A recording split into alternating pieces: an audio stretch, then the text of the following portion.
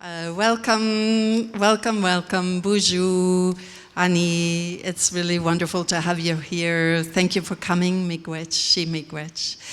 I am Barbara Fisher. I'm the director of the Art Museum at the University of Toronto, and I'm so thrilled to welcome you to this late afternoon event that follows a number of activations. That we at the Art Museum think of as activations of the land acknowledgement, really.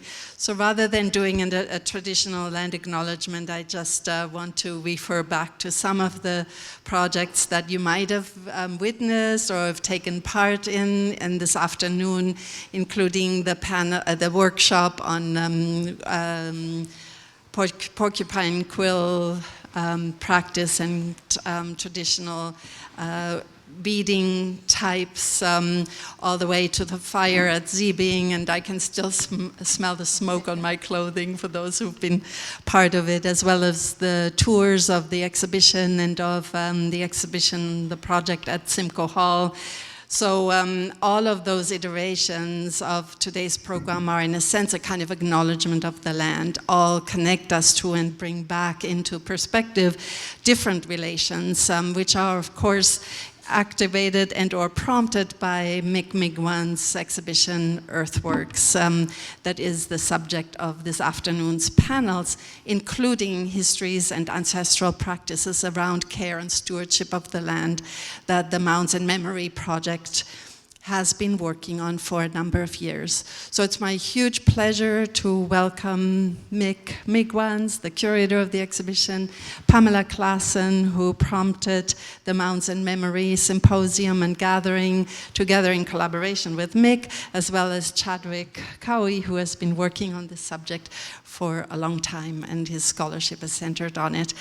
Before moving forward, I also wanted to give thanks, of course, importantly, to the entire team of the Art Museum at the University of Toronto for organizing, implementing, producing all the logistics behind the scenes work, and especially to Drea Azebi, who's been our curator of programs and was part of coordinating these events.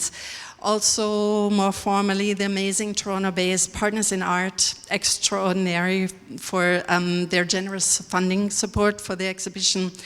The Toronto Arts Council strategic funding through Open Doors for the exhibitions and programs today and throughout the run of the exhibition. And as always, we would like to thank the Ontario Arts Council, the government, which is funded, of course, through the Government of Ontario, as well as the Canada Council for the Arts and the Toronto Arts Council, who support all of our programs and make it possible that we are free for all here all around the year-long programs and exhibitions of the Art Museum. So welcome, it's wonderful to have you here, and thank you so much for your preparations and for this amazing program. Wonderful, thank you, Barbara. I'm gonna really get on the chair. All right, Ani, welcome everyone, and thank you so much for coming. It's wonderful to see this crowd, and it's my pleasure to introduce this introductory panel and to get us going with our discussion here. My name is Mikinaak Migwans. I'm from Wikwemikong unceded territory on Manitou, and I'm an assistant professor in the art history department here at U of T, and I'm also curator of Indigenous art at the Art Museum. I'm going to start off by contextualizing my part in this collaboration, which includes the Earthwork exhibition. The Earthwork exhibition came about as a result of this collaboration and started with was conceptualized at this gathering that took place at Kay-Nah-Chi-Wah-Nung Historical Center at Rainy River First Nations. And at that time, when we were up there, I had anticipated that the gathering, which was focused around the ancestral mounds at Rainy River First Nation, that it would take more of an archaeological kind of departure point, right? That, 'cause I guess being an academic or having an academic understanding of mounds, that's where I thought we would enter the topic from. Rainy River First Nations has stewardship of this mounds site, and they own and operate the Kay-Nah-Chi-Wah-Nung Heritage Center or Historical Center that is the interpretive center for that place. And so when I went there and we had the opportunity to hear from Art Hunter and his team, and what they were focusing on kind of changed my idea of how we approach these sites. And that the way that I came to understand, or the way that I kind of understood differently the work of being on the land and stewarding these sites, became the concept that I built this exhibition called Earthwork around. So here, I'll start with this. I start with this slide. I'm going to do my introduction here by just talking a little bit about that experience of being up at Kay-Nah-Chi-Wah-Nung and what that concept that I was trying to bring into the exhibition is about. And I'm going to use 3 of the artists who are going to be on the artist panel later. I'm going to talk about their work in turn to show how these artists are doing the work of earthwork and what that means. All right. These 2 photographs are by Art Hunter, and they're part of the documentation for a stewardship practice that is an important part of their program at Kay-Nah-Chi-Wah-Nung. Maybe I'll back up a bit and talk about why the exhibition is called Earthwork and what the redefinition that I think is the important at the center of that exhibition. The earthwork tends to refer to, firstly, to ancestral indigenous works, perhaps made of earth, but they're usually considered to be mounds or burial sites or sacred sites. And that kind of definition, I think, limits the idea of these sites into something that is monumental, right? Something that can be understood in a very historicizing way. It doesn't often take into account the ongoing life of these sites, or the idea that these sites are centered around life, that they are generators of life and change, and that they have their own kind of ongoing history. When we arrived at these mounds and we started touring around, and Art was showing us, what he was talking about was not so much who was inside the mounds or what was buried there or what perhaps the archaeological history of it was, although that was an important part of that history of that site and is kind of part of the impetus for the care work that goes there. What he was talking to us about instead was, oh, there's this plant down here. Do you see this plant? This is not seen very much in this area anymore because it doesn't have the right to ecology. But so they were introducing us to plants as we walked along through these mounds, introducing us to the plants, and then also talking about their sturgeon program, that they're working on regenerating those waters so that they're a good environment for non-human relations to inhabit again. And so talking about sturgeon, talking about plants, and as well talking about the ancestors that are under the earth, I came to understand that the work that they were doing there at Kay-Nah-Chi-Wah-Nung was a kind of earth work that's not about a monument, or it's not about something that has been, that perhaps is an object that we preserve and stands on its own.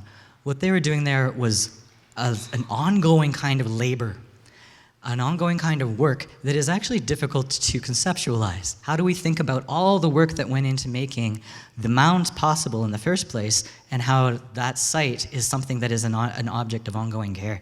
So I got interested in that. That became the central concept behind the exhibition. How do we make visible, or how do we conceptualize the work that goes into these sites?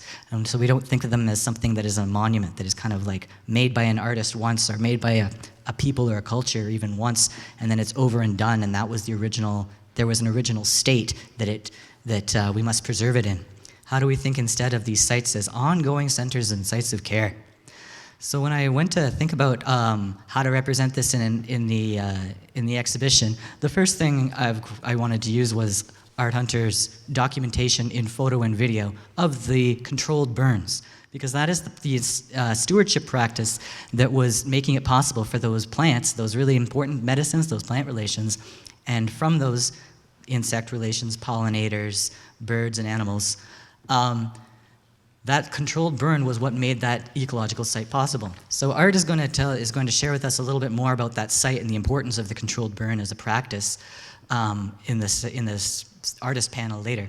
But in the terms of representing the practice in the art institution, I wanted to start with his documentation.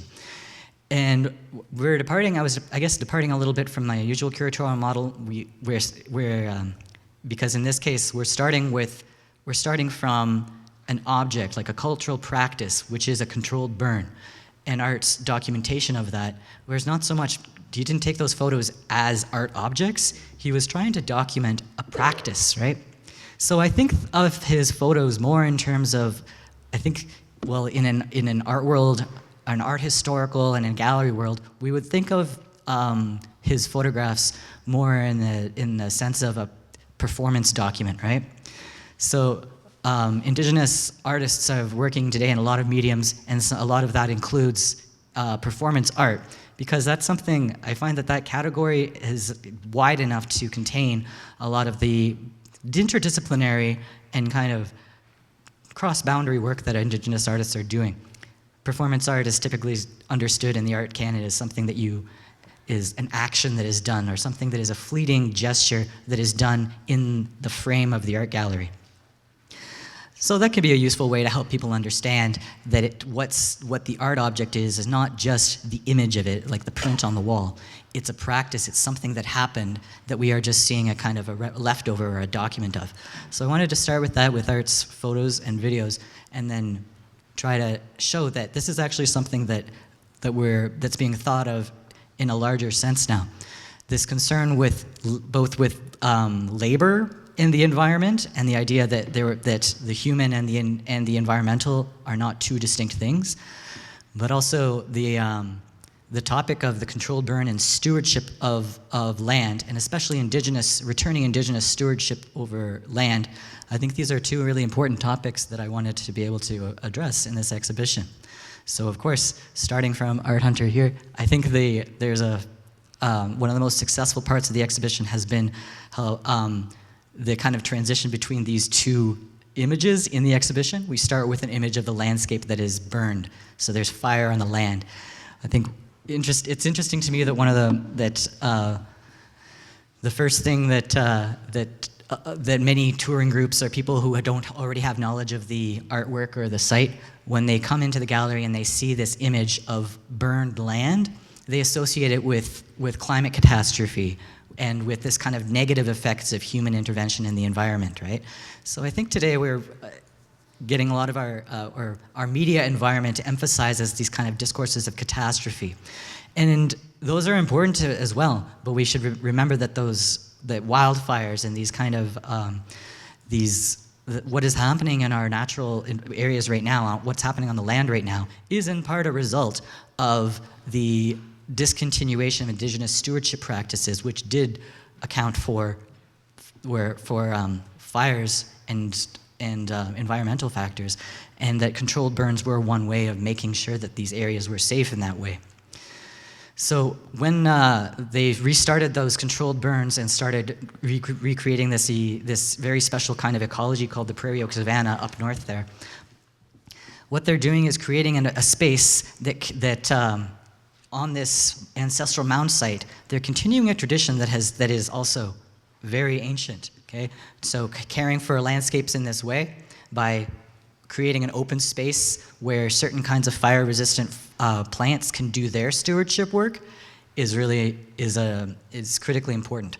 That kind of work is something that is you can also see happening here at High Park if you're have been through there in the spring or after they have started doing controlled burns in partnership with certain Indigenous groups over the past few years. So High Park is another example of this kind of special ecology called an oak savanna. So that's something to look up. That's something to look up later, but that's a local connection. All right. So starting from that idea again, that we're thinking of earthwork not as a monument, but as work that someone has done, especially Indigenous people on the landscape. There's two other artists that I want to introduce and kind of contextualize how their work, in my mind, helps us make that connection or helps us understand that. I'll go. Am I using the clicker? All right. Oh, this is the image just to introduce us to the topic of the exhibition. So if you haven't already had a chance to go to the art museum, it's up. This earthwork exhibition is up at the art museum in University College until December 20th. So you can go and see, I believe we have 9 or 10 Indigenous artists and artist collectives and activist collectives who are represented there, all right? And just a shout out to Tanya Willard, who's the coordinating member of the Bush Gallery, and this is their work, Plants as Monuments, which is another, I think is a great, it could have been an alternate title for the exhibition, Plants as Monuments. Tanya Willard recently, just this past weekend, was the recipient of the prestigious Sobey Award for Contemporary Art in Canada. Shout out, Tanya. All right. All right, so here's the first thing. When you walk in that gallery, this is the controlled burn there. So you're able to see this large image of the controlled burn, and kind of the idea is that you come to understand that this is a landscape that in which humans are not absent. They are doing important work, even though they're not in this specific frame. The community at Rainy River First Nations doing their stewardship work, they're becoming part of an ancient practice of applying care to that landscape. So from there, if you're traveling through the exhibition, you're bringing your go through Michael Belmore's snow fences here. When I first started thinking about the exhibition, I thought of a list of artists that I think these are the people who are already thinking about relations with the plant world in terms of what does human labor, especially what is an artist's role in maintaining good relations with the natural environment and with non-humans. Michael Belmore was one of the first people I thought of because he just thinks, he's been thinking for a long time about human interaction especially with the earth and with stones and with copper, and thinking about geological timescales and thinking about not only the interaction between human and non-human, but among elements like rock and water. What is the long-term interaction of those? What do they co-create? So I was asking, I thought I was going to get a rock out of him when I first started thinking about it. He gets to be known as the rock guy, I think. But he started saying, I started looking at some of his more recent work, and he said, snow fences. I was like, oh, okay, snow fences. Once he started talking to me about snow fences, though, I came to understand that this is exactly what I was trying to think about in terms of what it is to think about working with an environment, working with the elements, either with stone or with wind in the case of the snow fences, what that might look like. So this is an interesting work for me because it shows this, it's another piece that's about an ongoing practice and a seasonal practice that is about humans trying to work with a natural element, in this case the wind carrying snow, in order to shape the land in a certain way. So snow fences, those of you not familiar or who aren't out in rural areas very much, they're often used to direct snow either away from roads and walkways, but sometimes just to direct it in these open spaces, especially in farmland, in a way to kind of shape the movement or shape the way that water moves over the land as snow. And also in some cases you can use it to direct where the meltwater will happen in the spring. So it's a way that humans are using wind turbulence in this case to kind of negotiate with the elements on where that snow is going to go. It creates drifts, and Michael's going to speak with us a little bit more about that. I was interested in working with him on this one because he is, again, someone who's thinking about what is it that these non-human elements are trying to do. He thinks about them with them having an intentionality and a movement to them, as though they are moving, and that we sometimes they're not an inert material onto which we impose a concept, like a human concept. They are materials with an intentionality that we have to learn how to work with them. I also use his work when I'm thinking about ways that artists do the work of kind of helping us understand materiality. So when I'm trying to write about materialisms, new materialisms, I think about the work that artists are doing, especially sculpturally, or in the case of Lisa Myers, with working with those actual plants as relations. So I think that my intervention, or what I like to offer, I would offer to this collaboration, is the idea that artists are already doing a lot of this work, and that bringing them along with us in our relation, in trying to position our relation with these ancestral sites, or with our lands and our idea of land stewardship, that artists and the ways that they are working with materials, whether plants or stones, they're already doing that work, and I think they have a lot to bring to offer. So it's not just because I'm a curator. I do think they're doing that work already. So that's what I'm trying to bring into our collaboration here. So from Michael's work, I'm gonna just introduce Lisa Meyer's work. This is an interesting work that took us to some different sites in and around Toronto, and I think helps us think about these different, very fraught relationships in a context of kind of a couple of waves of colonialism that are kind of still in action around the Toronto area. I'll wrap it up soon. But I'll let Lisa speak more about this project, but it helps us engage with plant life in a storied way, in the way that I think that Joanne Archibald uses the word story work to kind of help us understand what it is, what narrative does to help us have good relations with the environment, right? So if you're visiting the exhibition, at the back of the exhibition, there's a commissioned piece with pressed flowers, pressed plant life, that was taken from a special site, an interesting site up north of Toronto in King City. And the survival of these plants, and the kind of the ways that they are persisting despite both agricultural colonialism and then housing development, kind of corporate colonialism. Both of those plants are doing the work up there in an interesting way, and I think that Lisa's work helps us understand what it is that those plants are doing out there. So those are the artists. That's a brief introduction to the artists, and to, I think, what maybe an artist-led approach to land, understandings of land could be about. But I'll turn it over now to Pamela to help us think more about the project at large. Thank you so much, Mick. I think I might stand up and go down there so I can actually see what these. It's amazing that you could do that with it behind you. Thank you so much for being here. My name's Pamela Klassen. I'm from Toronto, born and raised here. I work here at the University of Toronto in the Department for the Study of Religion. I want to say thank you to Barbara and the Art Museum for all the work they've done to organize all of the events today and this intro. Barbara said, you guys should probably introduce what you're doing. So we're like, oh, okay, we'll do that. But really, mostly, I really want to say a really deep thank you to Chad Cowie and to Migwans especially. Mick, it's just been transformative for me to work with you over these past few years, and what Mick can see in the world and the people around us is really, quite frankly, I think Mick is a genius. But let's keep going. So this is a photo of Kay-Nah-Chi-Wah-Nung from, I actually can't remember which year this one is from. I think maybe it's from it's recent. But maybe we can keep going. What I want to do briefly here is let you know some of the things that this Mounds Memory Collective have been doing over the past, oh, thank you, that's very helpful.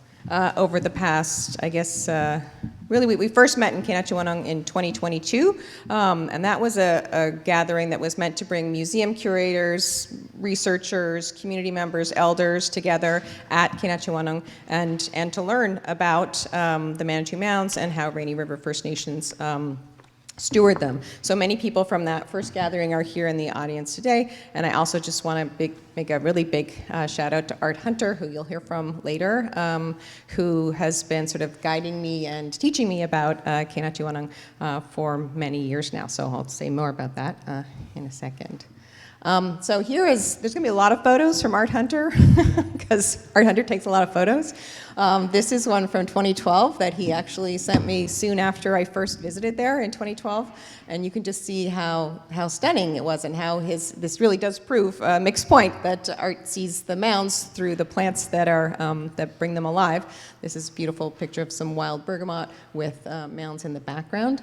And this is Kay-Nah-Chi-Wah-Nung from the you're down by the river looking up at it, and it's a historical center that Rainy River First Nations runs. I recommend you all go visit it. If you're ever driving between Thunder Bay and Winnipeg, definitely take a detour here and visit the historical center. So this is when I first went there, and this is another photo taken by Art Hunter, which was, I went there first to bring a diary that was written by Anglican missionary in 1898 when he went to visit Rainy River. He taught right over there at Wycliffe College, and he lived in Toronto, and it was a diary that was based on 11 days in July, when Rainy River First Nations was still 7 different reserves, Treaty 3 reserves along the river, and before the Canadian and Ontario governments decided to stop fighting with each other and instead amalgamate all of the Rainy River First Nations into one reserve. I think Art will tell us more about that history in a moment. So it was a really great honor. After I read the diary, which was actually quite a frank portrayal of how people welcomed him, how Anishinaabe people welcomed him on the river, but also how some did not welcome him, including a woman who kept pulling up the stakes every time they tried to put out the stakes to build to decipher the mission lot. And actually it was that woman who sort of inspired Mick in some ways, which maybe we'll learn about more later. Anyway, so this is me and Al Hunter, who is Art's brother and elder. I can't remember that guy's name, or maybe you can tell us later. And that's my dear friend Barbara Burkholder, who came with me because it was a very long drive. And then, long story short, we, together some students and with Art's help and other community members from Kay-Nah-Chi-Wah-Nung, from Rainy River First Nations, we developed a digital storytelling website, which actually has pictures of the flowers, and actually a tiny bit of the diary that says this is where it's the woman who pulls up the stakes, I realize, a little bit of the diary. So you can go take a look there if you want to learn more about that project. And then after we finished that project, there was clearly more that I thought the University of Toronto there were more relationships we could build with people at Kay-Nah-Chi-Wah-Nung and Rainy River First Nations, and this is the first, what we now call the first Mounds Memory gathering. It wasn't technically Mounds Memory back then, in 2022. And this is Elder Robert Green, who I think is still in a cab, but is going to be here soon. And Francis Kavanagh, who's a Grand Chief of Treaty 3 in that vest there. And then there's Art in the back there, and a number of other people. There might be other people who are in this audience who are in there too. And we're visiting one of the mounds there along the Rainy River. It was a beautiful October gathering. And then the next Mounds of Memory gathering we had at Harvard University. As far as I know, there are not a lot of mounds or earthworks around there, but I would be willing to be corrected on that point. I was there for a year as a visiting professor, and it was a real great honor that a whole group of people from Rainy River First Nations and Kay-Nah-Chi-Wah-Nung Historical Center came for what was the first Mounds of Memory workshop. This is Art giving us a drum song at the beginning, and Jesse Richard is here, who was there, and Natalie, whose name I'm forgetting your last name, was also there. So it's really so wonderful that you're all here again, and welcome to Toronto. And that was when we went to visit the art museum. And then technically, whether it's Mounds Memory 3 or 2, I don't know. We'll call it 2. This is the next visit we did, and we really wanted this project to be one where we actually went and spent time on the land and with the mounds and earthworks. And this is a really special trip where we went to the Newark Earthworks in Ohio, and you can see Mick there, looking cool, and Chad on the end. And there's Al Corbett and John Lowe, who is also coming, but I don't know if he's here yet. I don't actually remember the guy's name on the end there. But with the braids, that is Cable Wilkerson, a student from Harvard. I won't talk much about the Newark earthworks, but they are amazing. I recommend you go take a look at them, take a look at literature on them. They're octagonal, they're shaped earthworks in a different kind of way from the mounds at Kay-Nah-Chi-Wah-Nung. I will show you one picture. The octagonal earthwork at Newark Earthworks was the mound builders' country club for quite some time. A golf course was built on top of these mounds, which is, of course, a serious desecration of the space. This is Al Corbier walking on here, and Marty Chatsmith, who had oriented us to the Newark earthworks. Happily, after a long, long fight, the golf course has now is no longer in control of the mounds, but their effects are still felt. Yes, it's a good thing. And then that brings us to the next Mounds and Memory gathering. This is sort of the beginning of it. As we come back to some more of Art Hunter's images in earthwork as curated by Mick. We're going to hear more about that shortly. And it's really special to me that we have people from Rainy River First Nations and Kay-Nah-Chi-Wah-Nung Historical Center here bringing their experience of what it means to steward and think about and tell stories about mounds and connecting it to the mounds that are stewarded by Hiawatha First Nation. Chad will talk to us about that in a second.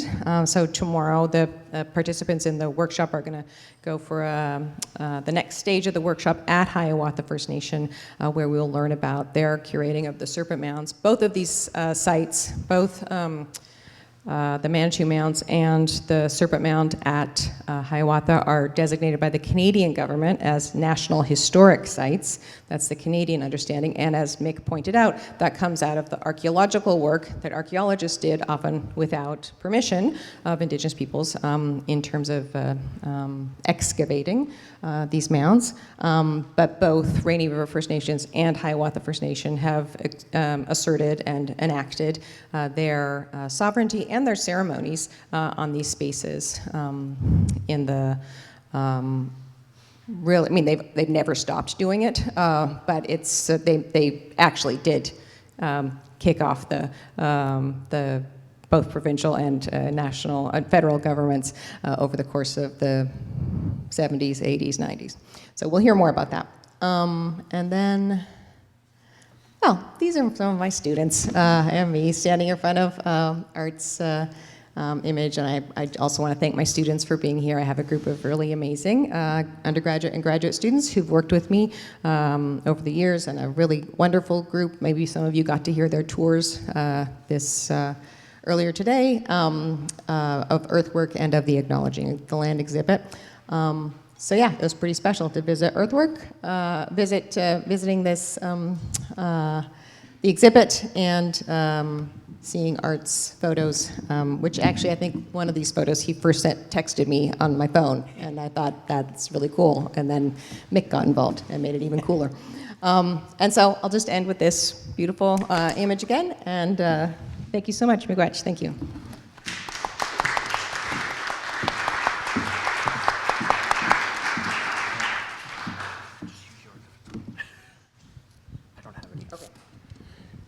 Okay. Sorry, I'm not going to stand up, sorry.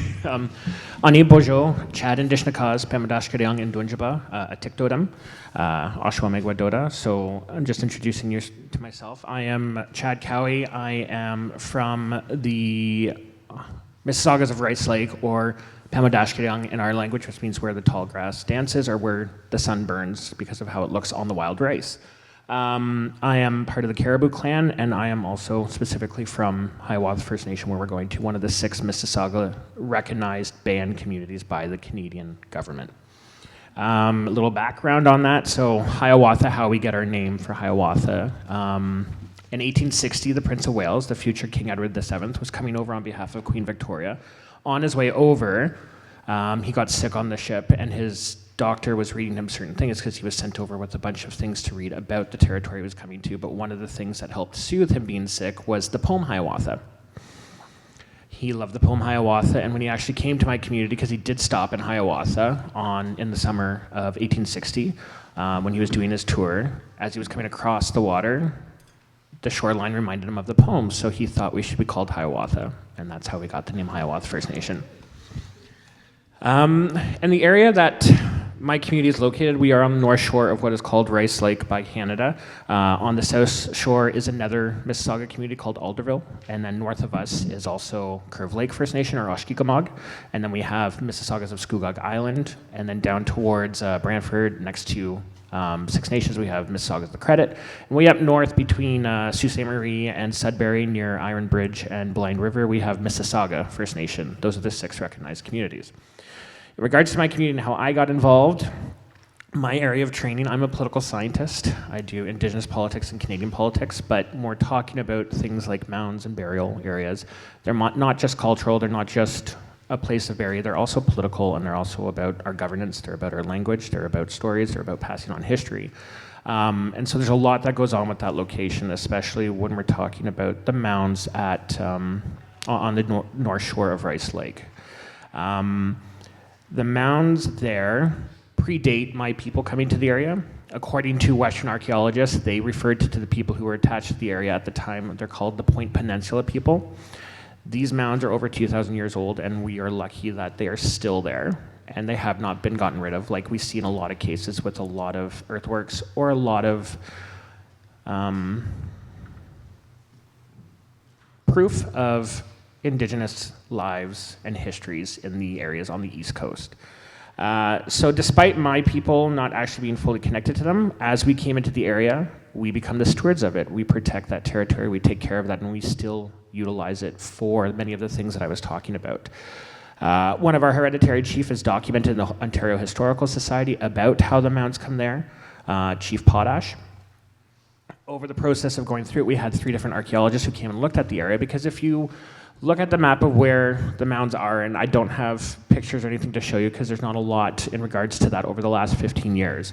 It is kind of on a point, but the point wasn't the original point on the lake. The lake used to be a very shallow, filled rice lake, a very shallowed area that was full of wild rice.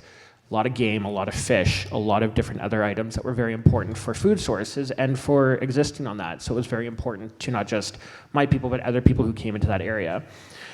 There's an island off near the point that used to actually be the point.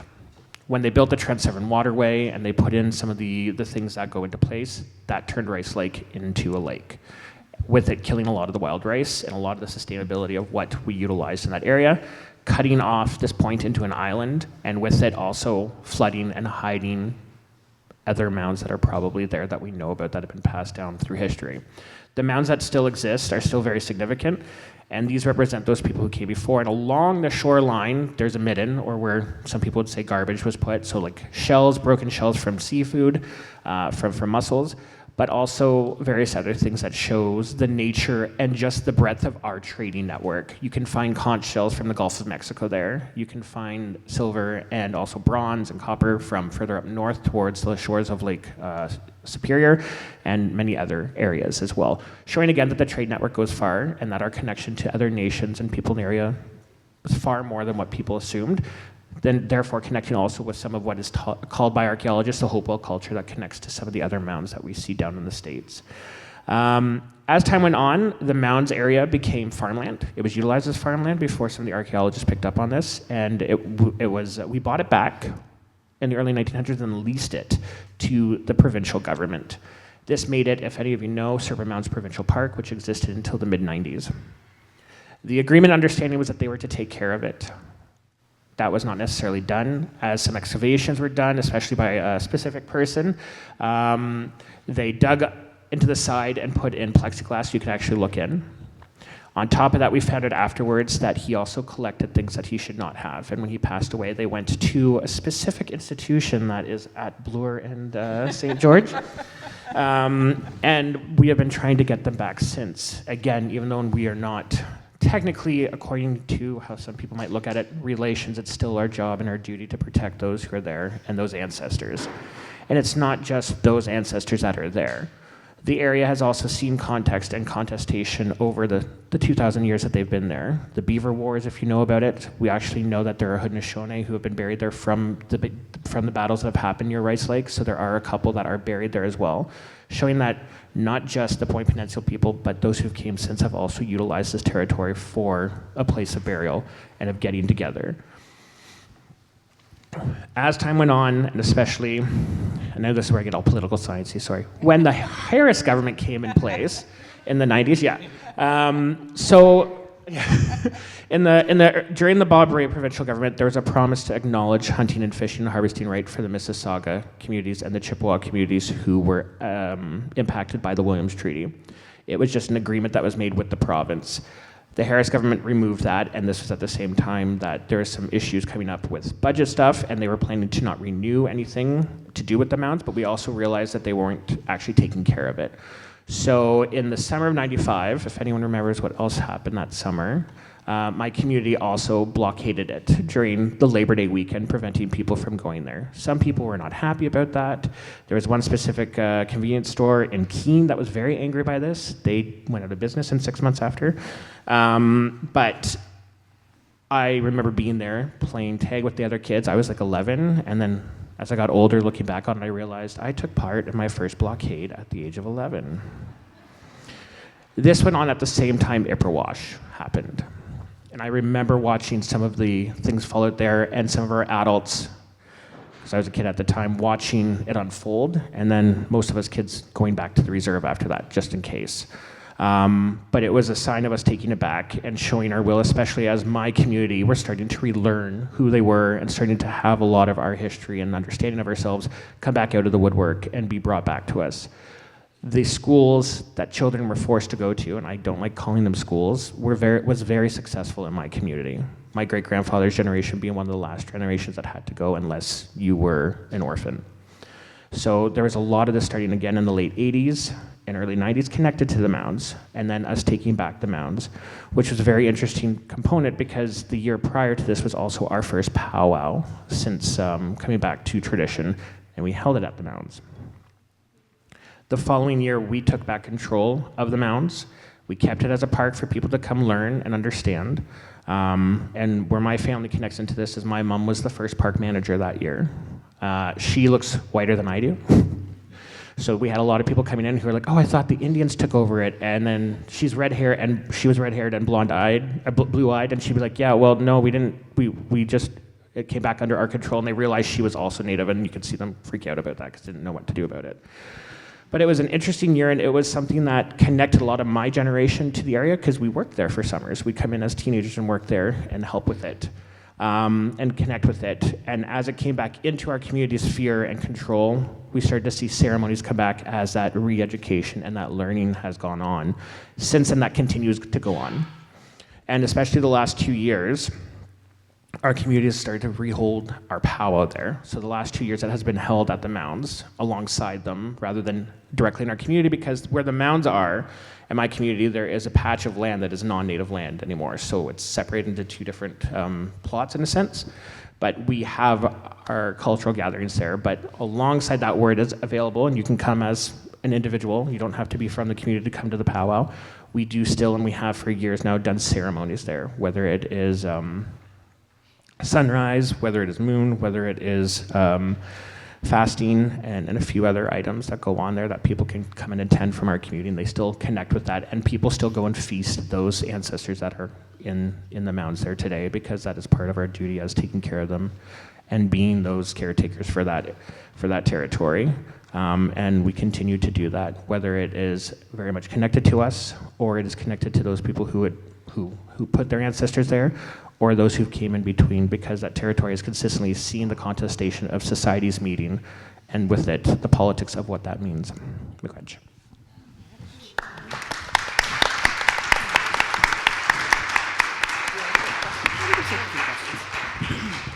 All right, we'd be happy now to take a few questions or just to continue the discussion a little bit more. So we'll be speaking until 4, and then we'll ask the artists from the exhibition to come forward. So if anyone has any questions or would like to hear discussion on something, please let us know. Yeah, and Melody will bring the mic to you. Yeah. Or if we have questions for each other, who knows? Yeah. Oh, we have one. Yep. Thanks very much for that wonderful panel.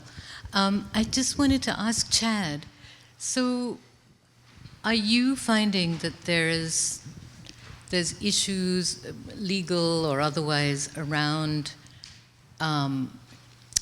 people who are not originally at the site taking care.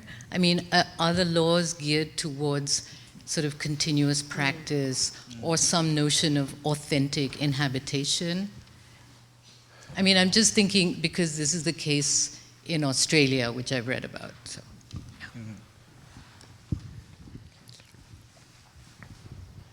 Trying to think of how to answer that in very quickly ability, or in the little time that I can. Thank you. There is some stuff going on. I can't get into detail about it because there's some legal stuff going on behind the scenes with stuff, especially with that institution that is at Bloor and St. George, and with some other nations who have also coexisted in the territory. What is interesting that I can talk about, because that is very public, is when we have British and French people move into the area and how they labeled the maps, and they were mapping out the area. They came in the mid-1600s, 50 years into the Beaver Wars, so there's a lot of contestation in the area already. So they're labeling places specifically as Huron and fixing borders, which doesn't necessarily take into consideration Indigenous sovereignties, so it's not as fixed as it seems, and misunderstanding who certain people are and lumping people together.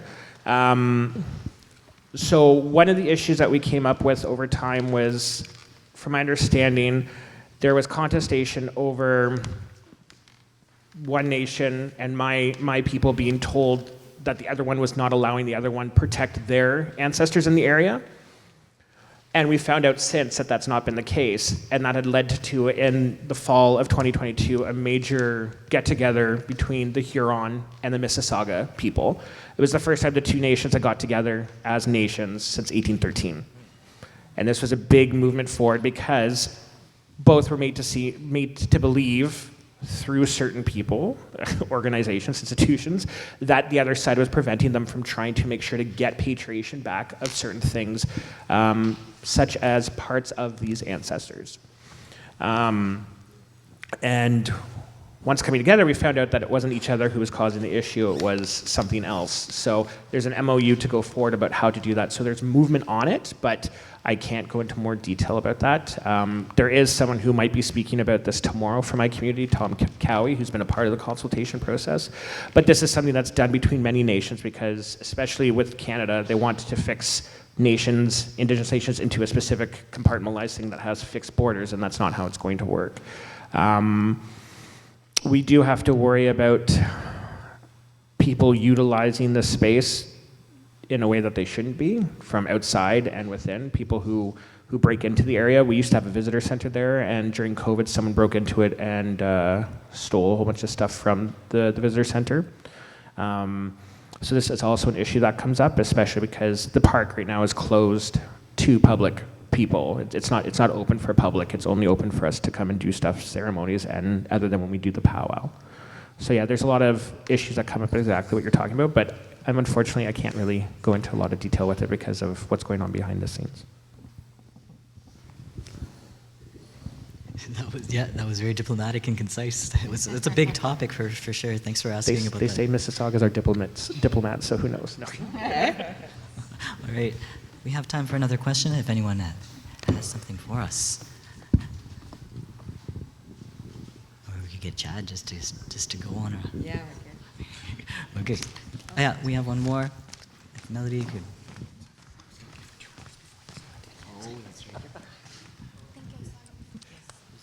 Yeah, there and then Maria.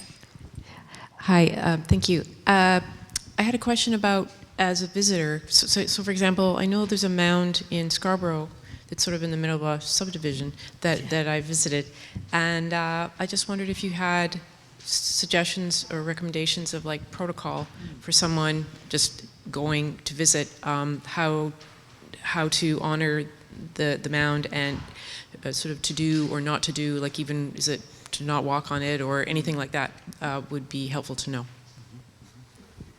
Yeah, please. Can you take that Just one? quickly, don't walk on it. Yeah.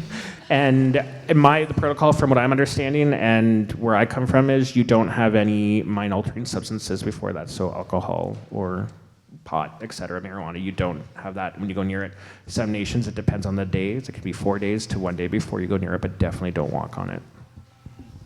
Yeah, there are several sites around Toronto that I think I find the history of their use intersects with the history of development, especially, well, of housing, but the history of digging things up in Toronto, it has produced a lot of the collections, for instance, locally in museums.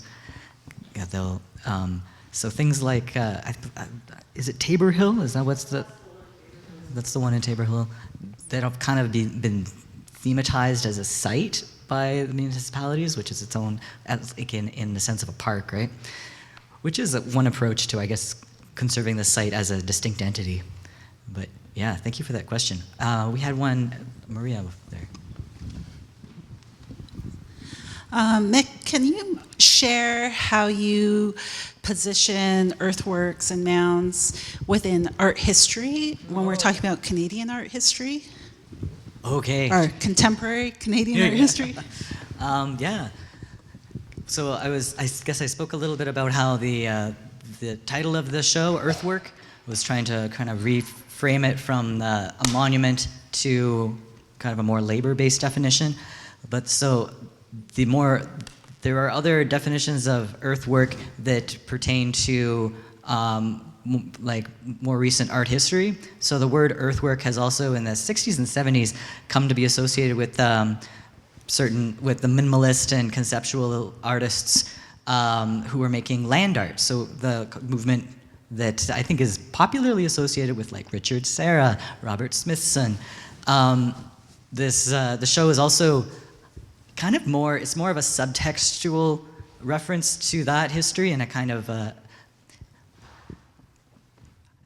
I did wonder at certain points in the research in the exhibition whether I wanted to more explicitly engage with the history of the minimalists and the American earthworkers, I'll say, the people who were making land art and who were making kind of sites in a way that I think is interesting. So Spiral Jetty, of course, it's interesting as a site that you create out in the desert. That one is a good example of something that is based not only on Indigenous land, but draws on Indigenous concepts and motifs directly. And I think that critiquing that history would take probably a lot more fluency in that area of art history than I have. That's why we had Aaron Katzman come and do a little bit of a background on us a few weeks ago for us. I was more interested, I think, in talking about, or in foregrounding the work that Indigenous artists are doing in the wake of that legacy. And I think there are some cases, there are some of the artists who are either referencing or critiquing or are influenced by those minimalist and post-minimalist artists in different ways. And in turn, those artists were influenced by Indigenous sites and concepts. So I think there's a good article to be written there, I guess. But the one place where it became more explicit was when Lisa Myers, I worked with her and we did a commissioned piece that she'll be able to speak a little bit more about, that was a response to the Richard Serra earthwork that is just north of Toronto. It's called Shift. And maybe if Michael feels like elaborating a little bit more, he's also kind of fluent with that history of those guys, and his work Drift, I think, provides a lovely alternative to Shift as a sort of, not a concrete wall, but a more ephemeral architecture that interacts with the environment. So thanks for that question. It is in the background, but it's not very explicit, and it ended up not being a very, like the focus of the show to engage with that kind of that specific canon in art history. Thank you for that question. Oh, okay, yeah, Chad. I have a question I just thought of for Pamela. As a Canadian and as someone I would call an ally, what set you down this path of looking at earthworks? Luckily, I only have 3 minutes left. Thank you for that question. Thank you for that question. I guess really it was literally that guy who used to teach over at Wycliffe College, Frederick Duvernay, who lived between 1860 and 1924. And the fact that he actually, I encountered his diary because an archivist at the Anglican Archives was really wonderful. And his recounting of the people he met with and talked to on Rainy River in 1898, or what I've learned thanks to Al, Art's brother, is Manitou Zibi. They were very vivid. They were not the usual kinds of words of a missionary that is full of triumphalism and colonial, desire to convert everyone, which is not to say he didn't have a colonial desire to convert everyone. I wrote a book about him. You can read more about him if you want to know. But because it was so vivid and because so many people were actually named when I read it, I thought, I need to take this to where it was written. If there's anybody, and I looked online, and there was Kay-Nah-Chi-Wah-Nung Historical Center, and so I called it up. I was very, very nervous. I called it up, and the person, I think it was a young person who answered, said, "Oh, you need to talk to Art." And then Art and I started talking, and we're still talking. And so it really was that colonial document. And as a Canadian, I feel like those colonial documents, just look at this room. Those colonial documents are ones that I need to, I don't know if steward is the right word, but I need to reckon with and do more work on. And so one of the things that I do with a whole group of students is actually think more about these archaeologists who did this excavation. And my question there is, how did they come to think of excavation? I'm not a totally anti-archaeology. I know there's some archaeologists in the room. I'm not totally anti-archaeologist, but I really am deeply interested in the question of how these people in the 19th century came to think of excavating mounds and earthworks and grave sites as scientific method instead of thinking of it as grave robbing. And there were people who were telling them at the time, there were many Indigenous people telling them the mounds should not be opened, but there were also other people who were critiquing them for being grave robbers. So I'm just really interested in thinking about who they were, and I also, many of them are connected to the University of Toronto, so I do feel a responsibility as a University of Toronto professor to think about those issues. But really, it's thanks to Art Hunter, the late Willie Wilson, other people, Dorothy Medicine, other people at affiliated with Kay-Nah-Chi-Wah-Nung Historical Center that have been welcomed my questions and welcomed my visits and welcomed my students. I've been going there since 2012, almost every year with a group of students, and I think my students also have really benefited from that as well. So that's my answer. Wonderful. Okay, thanks everyone. That concludes the introductory panel.